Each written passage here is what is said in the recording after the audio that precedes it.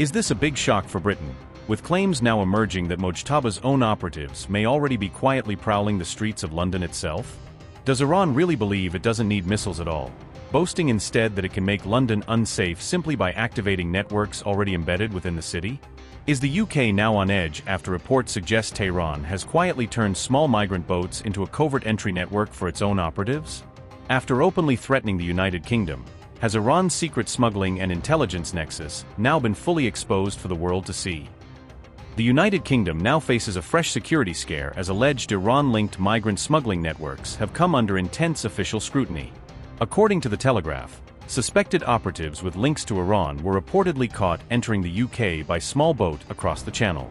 UK authorities intercepted individuals who reportedly had direct ties to Tehran's own intelligence networks during these channel crossings. Drones and AI-powered watchtowers helped British authorities monitor the small boats attempting these crossings across the English Channel. According to the report, alleged smugglers claimed that Iran helped certain migrants reach the UK in exchange for future favors owed back to Tehran. Iranian smugglers reportedly claimed that some of these channel crossing routes were quietly run and managed directly by the Iranian government itself. A portion of the money generated through this smuggling operation reportedly made its way back to Tehran through these very same networks. Existing drug trafficking routes allegedly gave Iran significant control over key movement corridors used for these covert operations. Migrants gathered in Calais were reportedly approached directly by these networks before they attempted their final crossing into Britain. Some migrants allegedly agreed to provide unspecified future favors in exchange for receiving a cheaper passage across the Channel.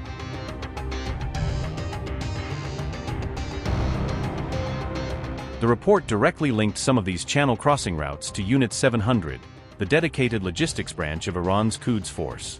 Unit 700 is known to support the IRGC's broader foreign operations by moving people, money and weapons across international borders. The Quds Force has long been linked to supporting networks tied to Hamas, Hezbollah and the Houthis across the wider Middle East region.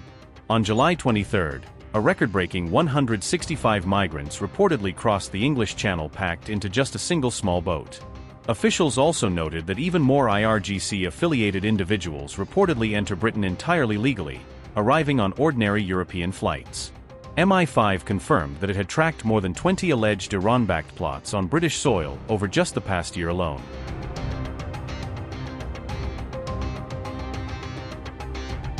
An Iranian official brazenly claimed that revolutionary operatives loyal to Tehran are already quietly positioned throughout London.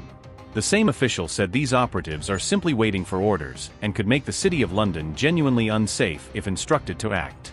This official went on to boast that these smuggling routes are actually more useful to Iran's strategic goals than missiles ever could be.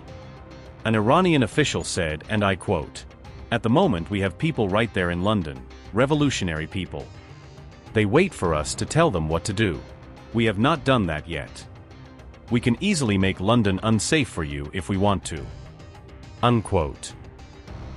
This report emerged shortly after Tehran had already directly threatened RAF Fairford over its role in supporting US strike operations. All of this follows Britain's earlier decision to allow the United States to use its bases for launching strikes directly against Iran.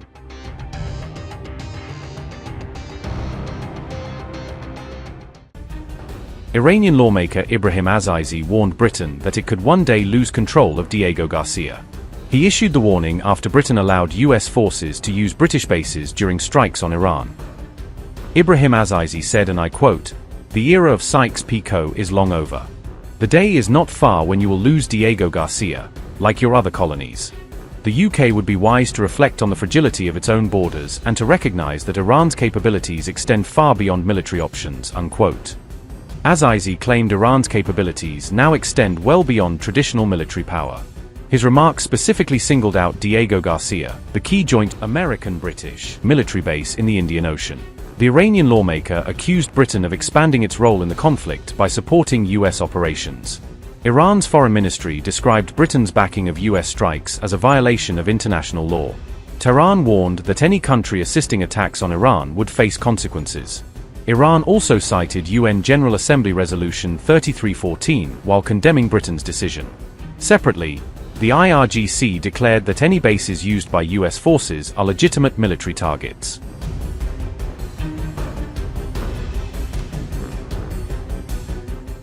Britain responded by saying its armed forces remain fully prepared to defend the country against any threat. UK government spokesperson said, and I quote, "Our armed forces are ready to keep the United Kingdom safe from any kind of attacks, whether it's on our soil or from abroad. The UK stands ready 24/7 to defend itself. This includes through operating a layered approach to air and missile defence, provided by Royal Navy, British Army and Royal Air Force assets equipped with a range of advanced capabilities, working closely with our NATO allies," unquote. The statement followed the IRGC's warning against allowing US bombers to operate from British military bases. On July 23, Iran strongly condemned Britain for allowing American forces to use bases on British soil to launch strikes against Iranian targets. Tehran reiterated firmly that any country found aiding military action against Iran, in any capacity, will inevitably face serious consequences for that decision. Iran's foreign ministry stated that Britain's decision to permit these strikes directly violated both the UN Charter and established principles of international law. Iranian Foreign Ministry said, and I quote, "Iran is determined to defend its national sovereignty, territorial integrity, and national interests against foreign aggression. And any party that participates in military aggression against Iran in any way will bear responsibility for the consequences of its decision." Unquote. Iran's foreign ministry specifically cited UN Resolution 3314 to legally support its broader argument, accusing Britain of complicity in this aggression. Iran went further to say that assisting American military operations in this way could actually amount to direct complicity in war crimes. This came just as the UK government issued a formal travel advisory on July 22, urging all British citizens to avoid any travel to Iran whatsoever.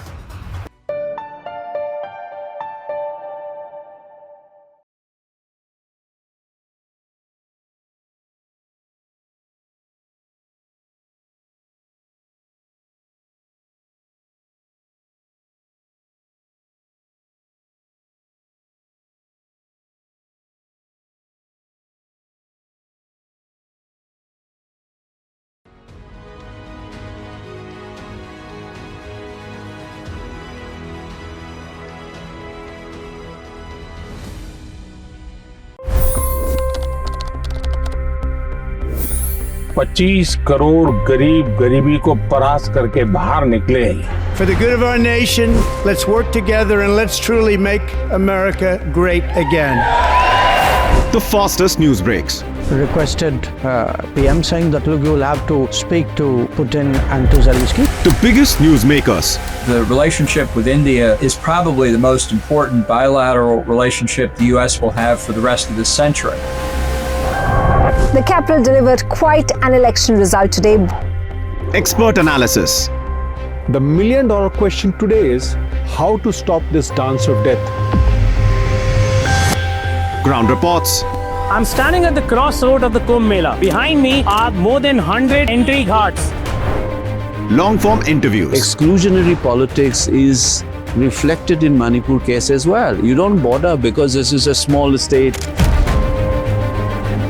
Have you ever wondered what happens when a banking dynasty meets tides of world history, intrigue, and a dash of myth? Why exactly did the US topple the Sheikh Hasina government?